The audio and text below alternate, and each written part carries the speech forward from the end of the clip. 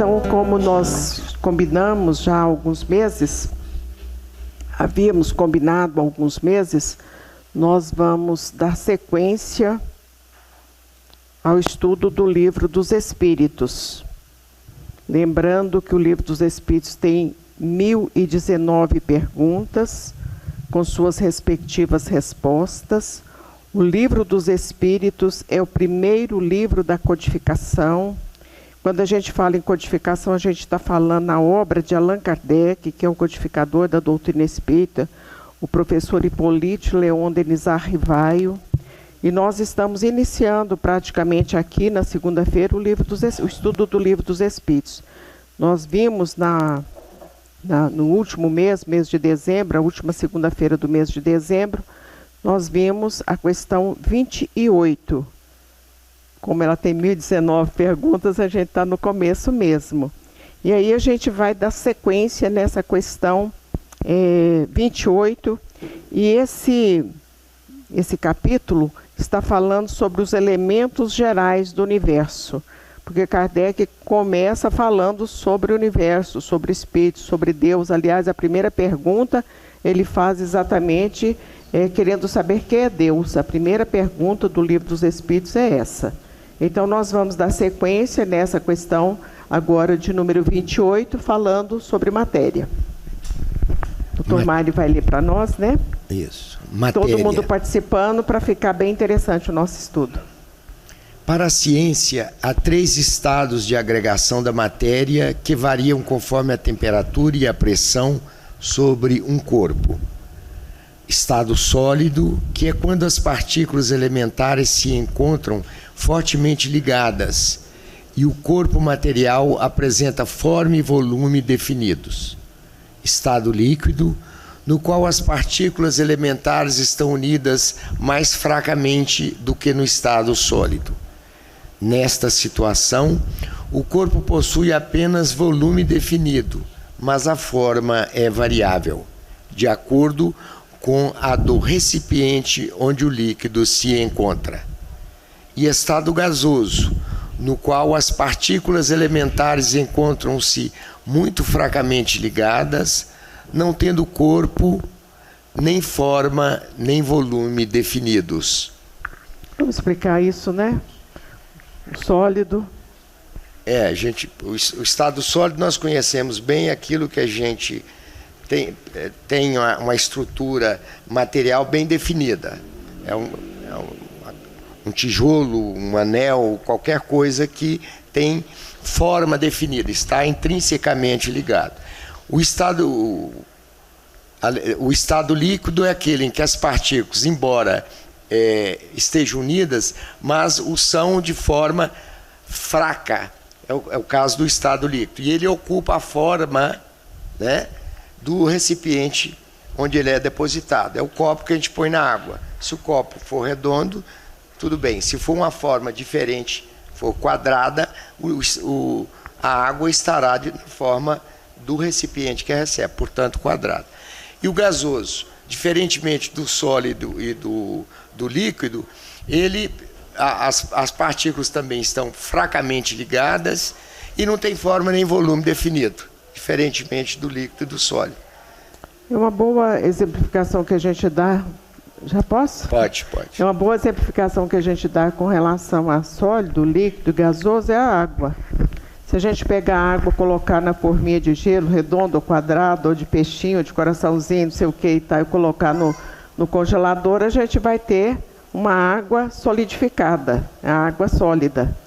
A água líquida é essa que o doutor Mário está falando, que se colocar no copo redondo ou quadrado, ela também terá essa forma, se apresentará, nós a veremos dessa maneira. E a gasosa é a tampa da panela, né? A tampa da panela, a gente, se colocar para ferver, vai subir aquela água, ela vai ficar na tampa da panela. Por isso que quando a gente destampa uma panela, donas de casa sabem que tem que ter cuidado, porque se estiver muito quente pode queimar. De igual maneira também é o calor, né? Quer dizer, vai evaporando, as águas dos rios, oceanos vão evaporando e daí formam-se as nuvens. A aula do 2º ano primário, né? Que a gente aprende isso, formam-se as nuvens e as nuvens descem em forma de chuva, é isso? É isso. É isso, né? Agora a gente observa a importância dessa colocação trazida pelo codificador, porque isso é ciência. Quem aprendeu isso, aprendeu na aula de ciência. Lá no grupo escolar, no 2º ano, primário, não sei como é que chama hoje, mas a gente aprendeu isso na aula de ciência. Então, doutrina espírita é ciência. E aí ele está contando tudo isso para dar mais uma colocação a respeito da matéria. Olha lá, que interessante. Isso na Terra a gente conhece 3 tipos, né? Líquido, sólido e gasoso. No plano espiritual, mais elementos, né?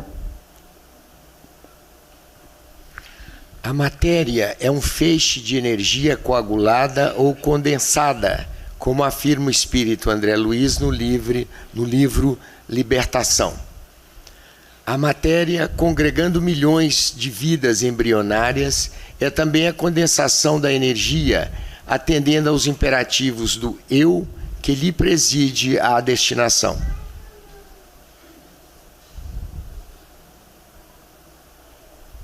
Dentro de seus parcos conhecimentos, o homem pode dizer que só Deus sabe como foi o início da matéria desde toda a eternidade ou como ela foi criada por ele em dado momento. Geralmente, define-se a matéria como sendo o que tem extensão, o que é capaz de impressionar os sentidos, o que é impenetrável. Essa definição é exata do ponto de vista do homem, porque só pode falar segundo aquilo que conhece. Mas a matéria existe em estados que ele ignora. Pode ser, por exemplo, tão etérea e sutil que nenhuma impressão causa aos seus sentidos. É a matéria quintessenciada. Pode falar. Pode. Pois é, então a gente viu, já havíamos dito anteriormente, que existem estados de matéria que nós não conhecemos. E aqui ele está falando da matéria quintessenciada. Por que será que Kardec está dando essa colocação, essa conotação, para nos dizer que o perispírito e o espírito são matéria? Embora a gente não veja, mas são matérias sutis, são matérias quintessenciadas. Quintessenciada quer dizer sutil, leve. É isso que ele está dizendo. Tudo isso que ele falou foi para nos contar que tanto o perispírito quanto o espírito, são matérias, não nos termos que nós entendemos.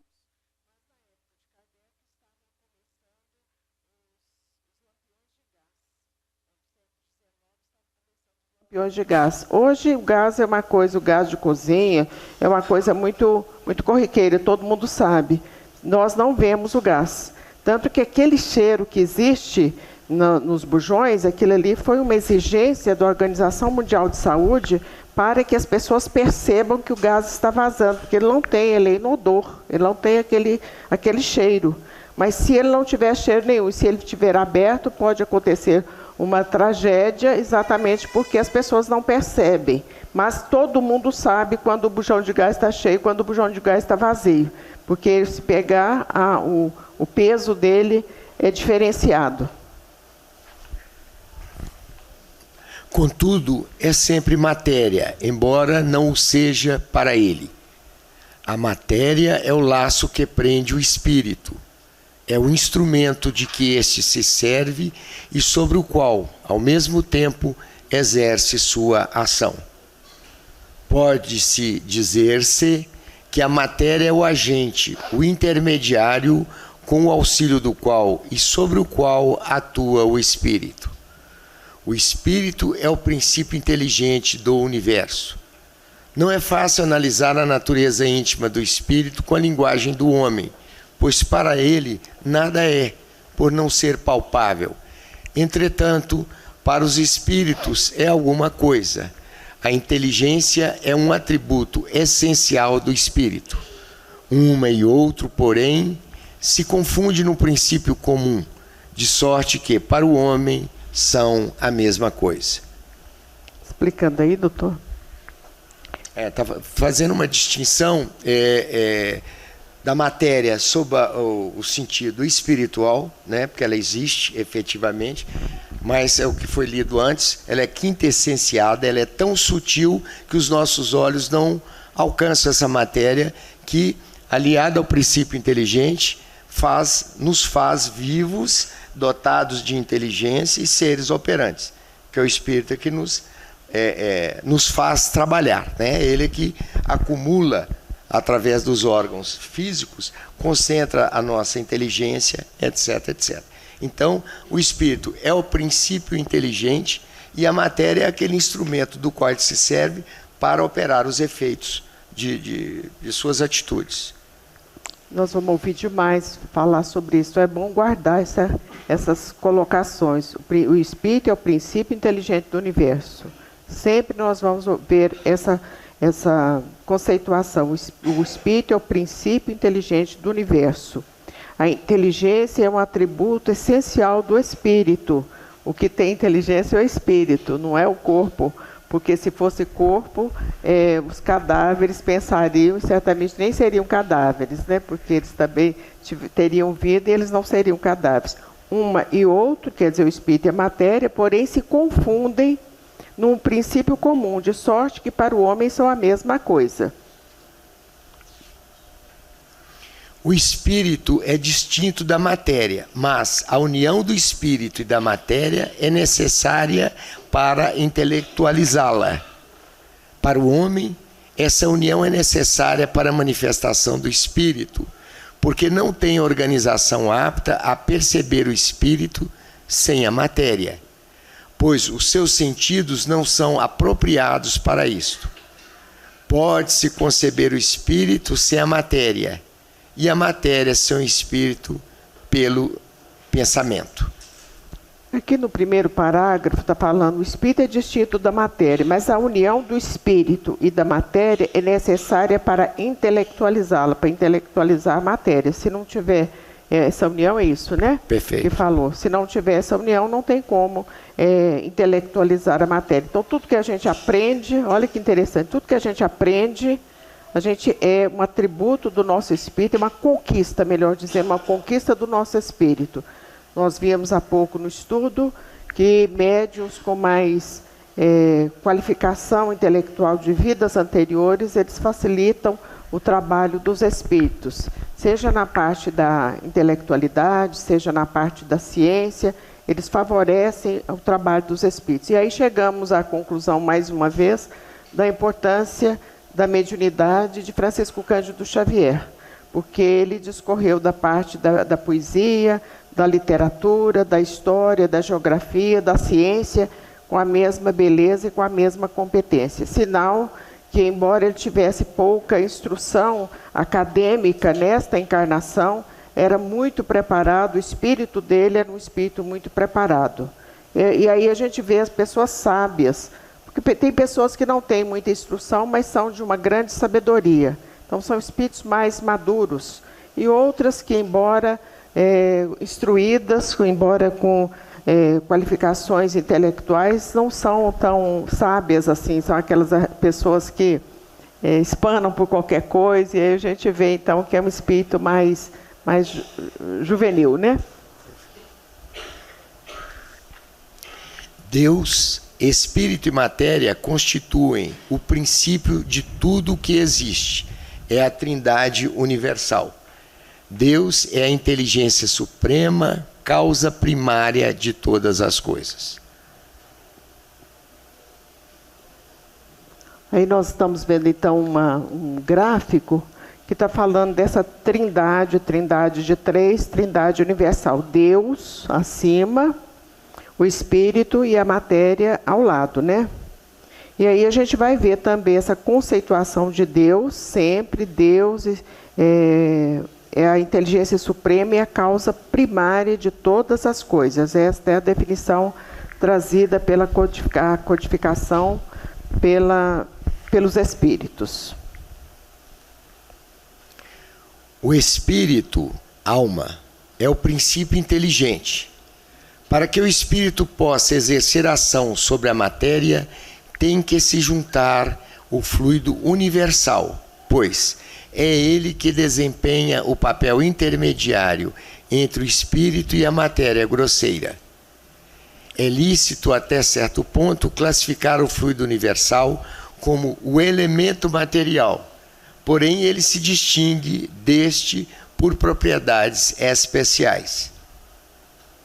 Nós estamos vendo uma gravura ali, e talvez as pessoas que estejam mais distantes não perceberão. Aquele primeiro lá é o espírito. O segundo, do meio, é o perispírito, que está envolvendo o espírito. E o terceiro, do lado de cá, é o corpo físico que nós temos. Então, essa aí é uma gravura para a gente entender o que é espírito, o que é perispírito e o que é matéria. Mas aí surgiu uma palavra nova aqui agora, né, que foi o fluido universal. Agora surgiu o fluido universal. Vamos lá, doutor? Bom, eles classificaram o fluido universal como elemento material. O fluido universal é aquela substância, aquele, como que eu diria?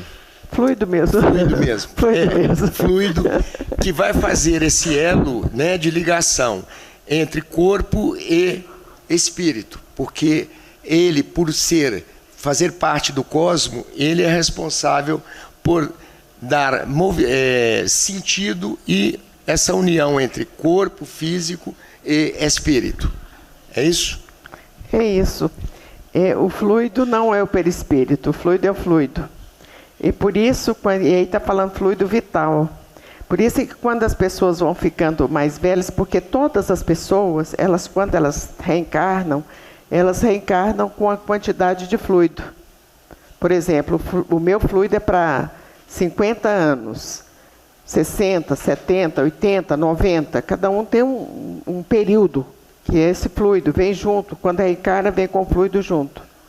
Quando a gente vai ficando mais velho, as pessoas vão ficando mais acomodadas. É assim? Ou tem gente mais velha que é mais animado? Vai ficando mais acomodado, porque o fluido vai diminuindo. O fluido vital, a vitalidade. Nós falamos assim, a vitalidade está diminuindo. É o fluido vital. Nós trouxemos outro dia uma comparação de fluido que é muito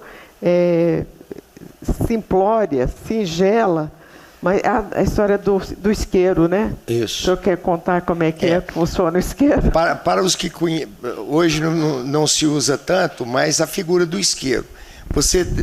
Ele demandava o uso de um fluido, que é uma substância, alguns usavam gasolina, outros o fluido mesmo, que provoca o fogo como resultado do atrito entre a rodinha que girava, quando a gente fazia esse movimento. Ali surgia uma faísca, o fluido absorvia e formava a chama para acender o cigarro. Tal qual o isqueiro, à medida que o fluido vai acabando, o isqueiro vai perdendo a sua potencialidade. É como uma vela que vai se apagando à medida que o nosso fluido vital vai se esvaindo também, né? Por isso que a ponderação para viver bem é para conservar esse fluido e ter mais longevidade. E aí, no caso do isqueiro, no exemplo do isqueiro, se você jogar esse isqueiro fora, mas se ele tiver o fluido, ele vai continuar, se alguém achar, ele vai continuar funcionando, né? Porque ele está funcionando. Mas se não tiver o óleo lá dentro, o fluido lá dentro, ele não vai funcionar mais. Daí a dificuldade das pessoas que cometem atentado contra a própria vida, e de uma maneira voluntária ou involuntária. O que seria a maneira involuntária? Aquela pessoa que dilapida a própria vida com excessos de toda ordem, inclusive com a raiva, né? A mágoa, o ódio, o sentimento de vingança, porque vai eliminando a própria vida. E aí, mas como a pessoa tinha que viver 70 anos, e aí ela tentou contra a vida com 20 ou 30 e perdeu a vida, ou voluntária, no caso do suicídio, ou involuntária, que é o suicídio involuntário, que o André Luiz tanto fala, sobretudo na obra Nosso Lar, esse fluido não acabou.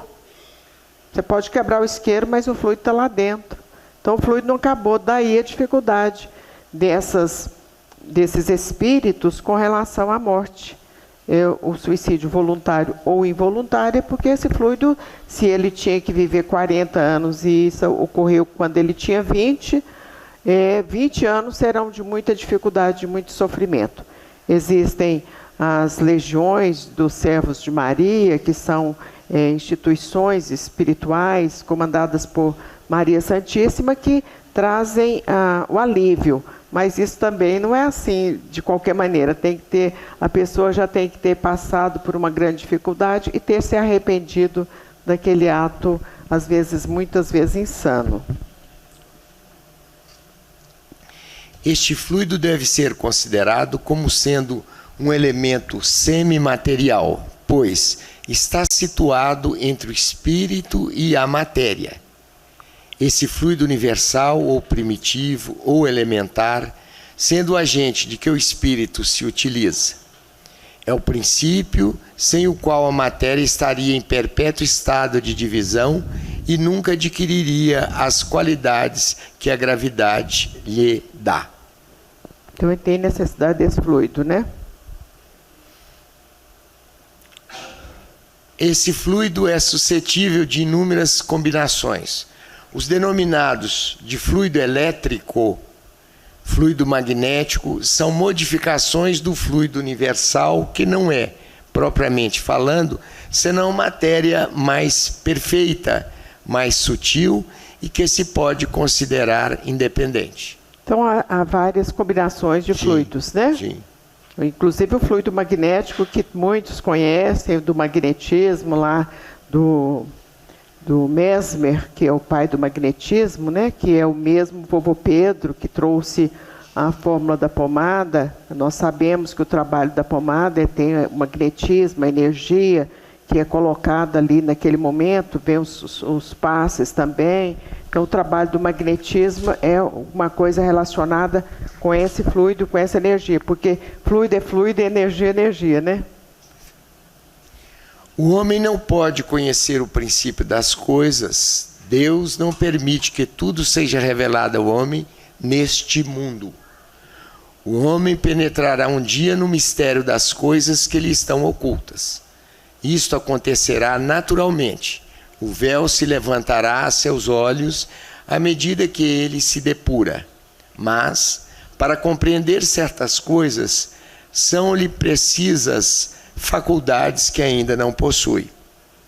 O homem poderá, pelas investigações científicas, penetrar nos segredos da natureza, pois a ciência que foi lhe dada para seu adiantamento em todos os sentidos. Mas ele, porém, não pode ultrapassar os limites que Deus estabeleceu. Isso aqui é bem fácil e fica fácil da gente até entender que nós não entendemos muita coisa do que está sendo falado, é isso? É. Né? Porque a nossa percepção é bastante limitada. O homem não pode conhecer o princípio das coisas, está falando aqui.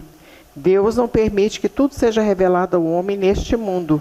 Nós somos bem limitados. Seria mais ou menos pegar uma criança de 1 ano, 2 anos e pedir a ela que fizesse uma explanação sobre determinada coisa, ela não conseguiria. Da mesma forma, também nós não conseguimos porque temos as limitações, e uns mais do que outras pessoas, né? Quanto mais consegue o homem penetrar nesses mistérios, tanto maior admiração lhe devem causar o poder e a sabedoria do Criador. Entretanto, se por orgulho, repito, seja por orgulho, seja por fraqueza, sua própria inteligência o faz joguete da ilusão. Ele amontoa sistemas sobre sistemas e cada dia que passa lhe mostra quantos erros tomou por verdades e quantas verdades tomou como erros. São outras tantas decepções para o seu orgulho. Está explicando isso aí, que o conhecimento por si só não cria ao homem essa autonomia absoluta. O conhecimento institucional, o conhecimento científico. Ele fará descobertas, experiências, novas descobertas, mas no essencial, que é do surgimento das coisas, que foi um ato privativo do Criador, ele não alcançará, porque enquanto encarnado nesse planeta, nesse nível de evolução espiritual que o planeta nos impõe, não alcançaremos essas verdades. É interessante que a gente vai ver mais para frente, ou mais para trás, ou já vimos, que muitas pessoas acham que negar a existência de Deus, se dizer ateia ou ateu, é um sinal de evolução, né? E aqui a gente vai ver que é um sinal de atraso. A pessoa que rende graças ao Senhor, é uma pessoa espiritualmente mais evoluída do que aquele que se diz ateu, porque teve uma época, então, que estava na moda, né, dizer-se ateu, e as pessoas confundem. Esse é pelo orgulho que está falando aqui, Sim. né? A pessoa que é envolvida mais no orgulho de se dizer que ela é dona de si, ninguém é dono de nada, porque a gente está vendo aí as tragédias acontecendo e ninguém imaginava que, os que estavam lá não imaginavam que poderiam acontecer naquele momento, né?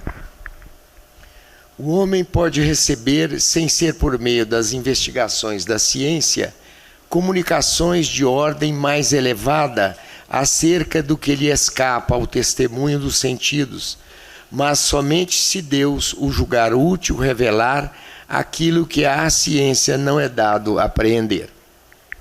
Inclusive, através dessas comunicações, o homem só recebe este conhecimento dentro de certos limites, seja do seu passado ou do seu futuro. Como é que é aí, doutor?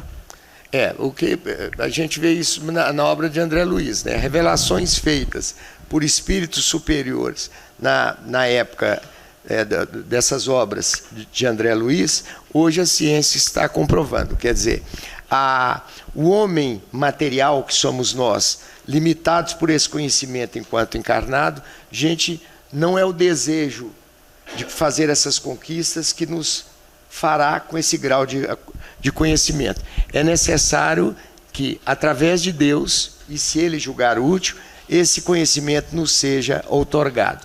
Mas isso demandará necessariamente evolução espiritual, que é uma conquista que vai nos aproximar do Criador.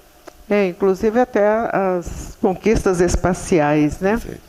Conquista espacial, enquanto o homem estiver nesse grau de egoísmo e de orgulho, não chegará lá. As conquistas espaciais não chegarão. Então, só o homem mais espiritualizado é que terá essas condições.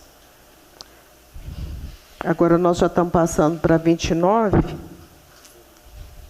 Propriedades da matéria, números 29 a 34a. Pergunta 29. A ponderabilidade é atributo essencial da matéria? Resposta. Da matéria como entendeis, sim, mas não da matéria considerada como fluido universal. A matéria etérea e sutil que forma esse fluido é imponderável para vós, mas nem por isso deixa de ser o princípio da vossa matéria ponderável. Comentário de Kardec. A ponderabilidade é uma propriedade relativa. Fora das esferas de atração dos mundos, não há peso, da mesma maneira que não há alto nem baixo. Vamos dizer o que é a ponderabilidade, né? A ponderabilidade, se eu não estiver equivocado, ou se eu estiver, me corrija. É a consideração, é a própria existência. É isso, doutora Márcia? É a percepção que temos daquele objeto. Então, ele está dizendo, não, a ponderabilidade é atributo essencial da matéria. Ele falou, da matéria como entendeis, quer dizer, tocar. É ponderável porque eu estou segurando. Mas, sob a visão espírita, não há ponderabilidade sob a nossa ótica. É sob a ótica do espírito, que ele percebe, ele vivencia a experiência do fluido universal. Porque para nós o espírito é imponderável, quer dizer, não tem peso, não tem medida, né? Para a gente, nós que não enxergamos os espíritos, mas quando eles materializam, eles têm peso, têm medida, têm calor, tem tudo. Mas a gente não, quando não temos esse entendimento, a gente imagina que o ponderável é só aquilo que eu posso tocar, pegar, só aquilo que tem peso, né? Tem peso e medida, e não é, né? E aqui o Kardec está falando que a ponderabilidade é uma propriedade relativa. Fora das esferas de atração dos mundos, não há peso, da mesma maneira que não há alto e baixo. E aí a gente viu isso nas viagens espaciais também, porque quando eles saem das naves, eles estão flutuando, porque lá não tem essa relatividade, né, da ponderação. Não tem isso no espaço. É tudo É a lei da relatividade, não é isso? Perfeito. Pergunta número 30. A matéria é formada de um só ou de muitos elementos? Resposta. De um só elemento primitivo. Os corpos que considerais como corpos simples não são verdadeiros elementos, mas transformação da matéria-prima. Pergunta 31. De onde provêm as diferentes propriedades da matéria? Resposta. Das modificações que as moléculas elementares sofrem ao se unirem e em determinadas circunstâncias. Se a gente vai lá na Gênese, né, no livro do Velho Testamento, o primeiro livro do Velho Testamento, está falando que o homem foi criado do pó. Quer dizer, são elementos, o menor elemento que existe. O Divaldo, lá pelas décadas de 70, ele sempre fazia uma palestra, não sei se ainda ele tem essa palestra em algum lugar, mas ele falava da era das amebas. E tudo vai desenvolvendo no aspecto de matéria, física, de criação do mundo, através dessa era das amebas. São os menores elementos que vão trazer a criação, é isso que ele está falando. Então, a matéria é formada de um só elemento, é isso, né? Do pó, que foi criado Adão na simbologia, e que a gente vai ver no Emmanuel, que não é um homem, mas foi uma raça, mas há essa... Então, foi criado somente desse primeiro elemento. É isso que está falando, que todos nós fomos criados desse primeiro elemento e evoluindo do átomo ao arcanjo, né? Pergunta 32. De acordo com isso, o sabor, o odor, as cores, as qualidades venenosas ou salutares dos corpos não seriam mais do que modificações de uma única e mesma substância primitiva? Resposta. Sim, sem dúvida, e só existem pela disposição dos órgãos destinados a percebê-las. Comentário de Kardec. Esse princípio é demonstrado pelo fato de nem todos perceberem as qualidades dos corpos da mesma maneira. Enquanto um acha uma coisa agradável ao gosto, o outro a acha má. Uns veem azul, o que os outros veem vermelho. O que para uns é veneno, para outros é inofensivo ou salutar. Nós estamos parando por aqui. Quer fazer um comentário aí, doutor? Sobre isso? É só sobre o comentário. Sim. Que está dizendo aí, que essa variabilidade da percepção nossa vai depender de cada constituição própria de cada um de nós. Então, quando fala, por exemplo, do veneno, ele é constituído da mesma matéria-prima de um outro objeto, ele fala assim, mas ele só é veneno pela disposição dos órgãos para recebê-lo. Quer dizer, a constituição do órgão que recebe aquela substância será veneno para ela se a sua constituição estiver preparada para ter aquilo como um objeto danoso. É isso? E às vezes esse veneno, até dependendo da quantidade, torna-se até remédio, né? Perfeito. As vacinas, por exemplo, o que são? São os vírus que são inoculados, que se forem em grande quantidade são capazes de matar, mas que como vem numa dose certa, eles nos previnem, nos imunizam contra as doenças. Isso. Tem alguma coisa que vocês queiram perguntar? Pergunte para o doutor Mário. Sem perguntas? Não tem dúvidas? Olha, então vamos mudar as posições. Vocês vêm para cá no próximo mês e a gente vai para lá. Que beleza, ou né? se não, no próximo estudo, tragam as dúvidas. Né? Exatamente. Se houver alguma dúvida... Ou então, se tiver com dificuldade para falar, escreva e coloca aqui na mesa. O doutor Maia responde. Obrigado. Então, vamos...